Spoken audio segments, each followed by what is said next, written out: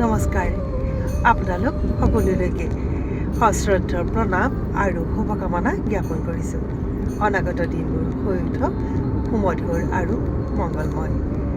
আজি আমি অৰুণাচললৈ পুনৰবাৰ ফুৰিবলৈ আহিছোঁ। আমাৰ ছোৱালী চিন্ময়ী লগৰীয়া সংযুক্তা আহিছে ৰাজস্থানৰ পৰা। তাইক আমি ফুৰাবলৈ আনিছোঁ। আজি ইমান ভাল লাগিছে আহি।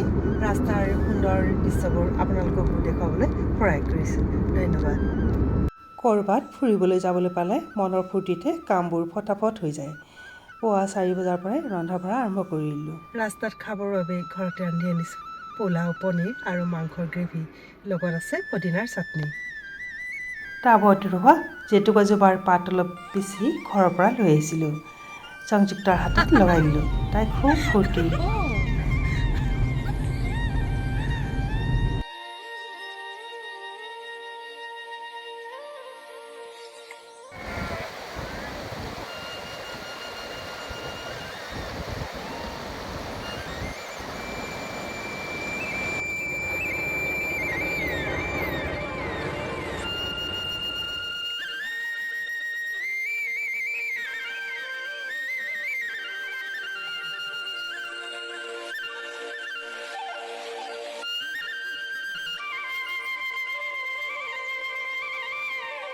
ভাৰতবৰ্ষৰ উত্তৰ-পূব সীমান্তত অৱস্থিত অৰুণাচল প্ৰদেশখন প্ৰাকৃতিক সৌন্দৰ্যৰে ইমানেই মনোমোহা, বাৰে বাৰে আহিলেও আমনি নালাগে।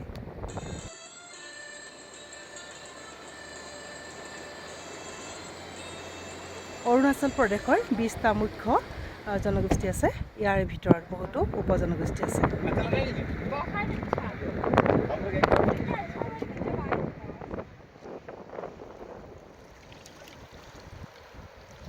ৰাস্তাত কুঁহিয়াৰ পেৰি আছিলে। আমি একোগিলাচ কুঁহিয়াৰ ৰস খালোঁ।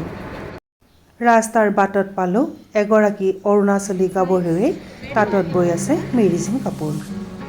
এই কাপোৰখনৰ বহুত ঘৰত এখন কিনি থোৱা আছিল বাবে পুনৰ লোৱা নহ'ল।